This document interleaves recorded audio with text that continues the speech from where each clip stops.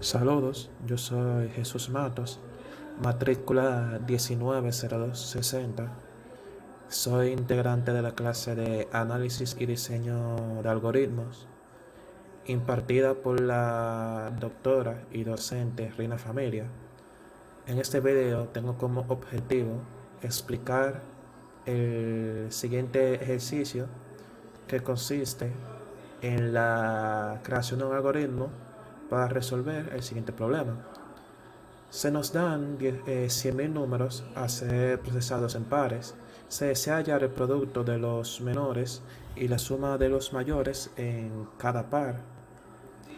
Además de que debemos contar los pares en que los dos números sean iguales. Para hacer este algoritmo, lo que yo utilicé fue un diagrama de flujo, que es el que podemos observar ahora mismo. Primero que nada, debemos determinar cuáles son las variables que vamos a necesitar.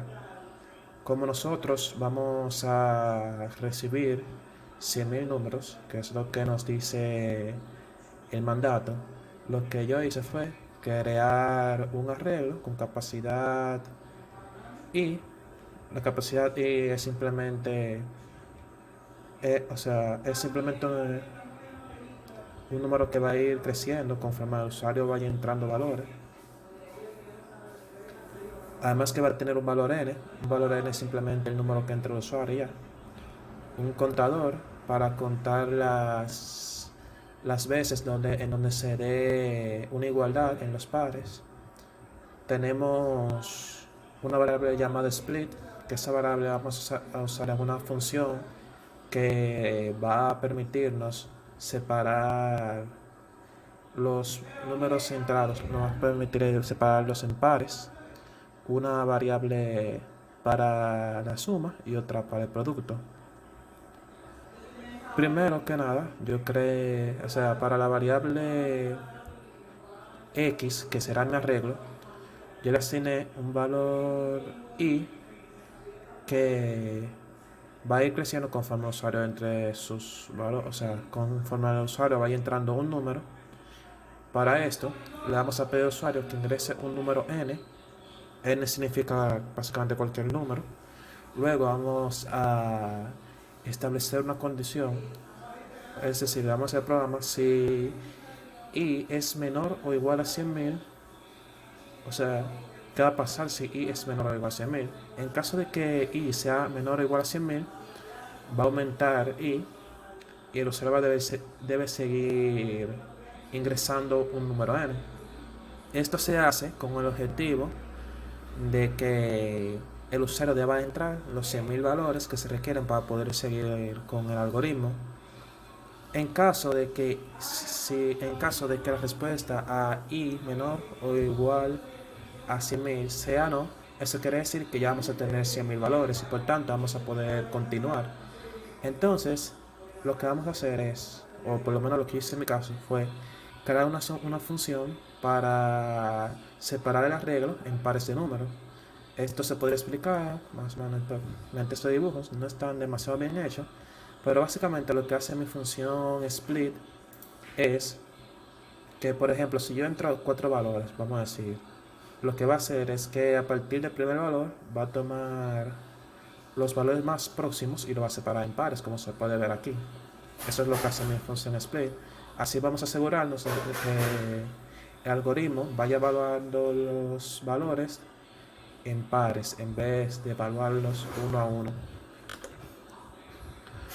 Luego, lo siguiente que se nos plantea es que debemos hallar el producto de los valores menores y la suma de los valores mayores dentro de cada par.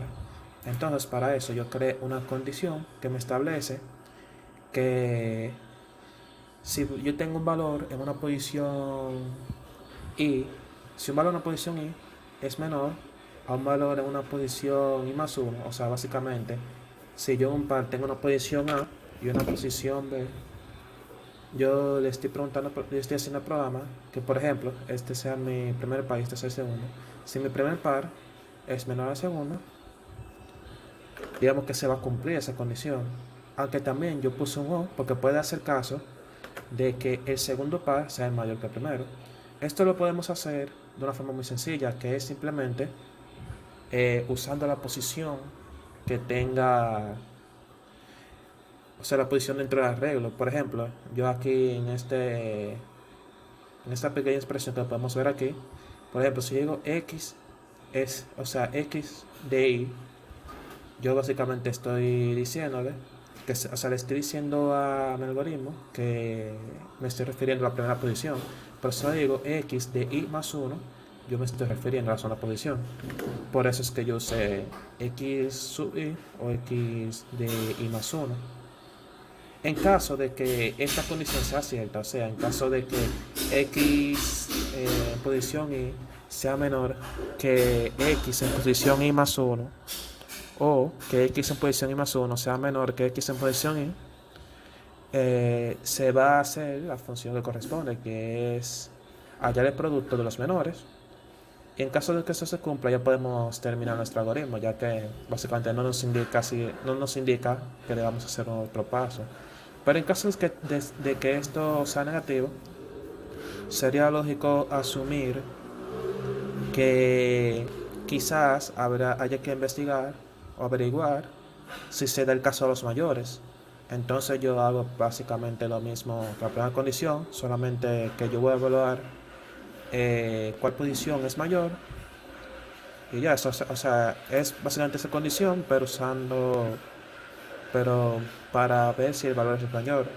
En casos de que esto sea cierto, se van a sumar los valores mayores de cada par, y como no tenemos, eh, como básicamente no se nos estipula otra operación, podemos darle fin al algoritmo. Pero en caso de que esto no se cumpla, puede ser que si no se cumple el del mayor ni el del menor, tal vez es que ambos valores dentro del par sean iguales. En caso de que ambos valores dentro del par sean iguales, se va a proceder a contar, o sea, se va a añadir o sea, se va a sumar uno al contador, y esto después le vamos a decir que nos muestre la cantidad de pares iguales, o básicamente la cantidad de pares que tengan números iguales, y le podemos dar fin al algoritmo. En caso de que esta condición tampoco se cumpla, simplemente le damos fin al algoritmo, ya que no se estaría cumpliendo ninguna condición. Otro aspecto a analizar dentro de este algoritmo fueron las operaciones realizadas. Para este algoritmo, yo concluí que se realizaron 807.000 operaciones, perdón, 800.007 operaciones. ¿Y cómo yo llegué a esta conclusión? Primero que nada, las variables que nosotros declaramos la debemos considerar como una función. En este caso, yo declaré 7 variables, que era mi variable x, que hace referencia a mi arreglo; n, que hace referencia al número que entre el usuario; contador, que me va a servir para contar la cantidad de pares con números iguales; y, que me va a servir para determinar cuál posición del algoritmo, cuál posición del arreglo estoy buscando; split, que hace referencia a mi función que me va a servir para separar los números entre el arreglo en pares; mi variable para manejar la suma y mi variable para manejar el producto. Entonces aquí tenemos 7 variables. Después, lo siguiente es que como yo necesito que el usuario me entre 1000 números, yo puedo decir que tengo aquí 100.000 operaciones. Algo importante de destacar es que las variables o sea, las operaciones que desprenden de una condición están vinculadas a ella, por tanto la vamos a multiplicar. Primero que nada, a esta condición se le vinculan dos conjuntos de operaciones. Por ejemplo, en caso de que esta condición sea afirmativa, se va a aumentar en 1 el valor de i. Entonces, esto es una operación, la cual la tenemos indicada aquí con este 1. En caso de que esta condición sea, vamos a decir, negativa o no se cumpla, aquí vamos a tener una serie de operaciones que se van a realizar. Primero debemos contar con las condiciones que están aquí, que se van a ejecutar.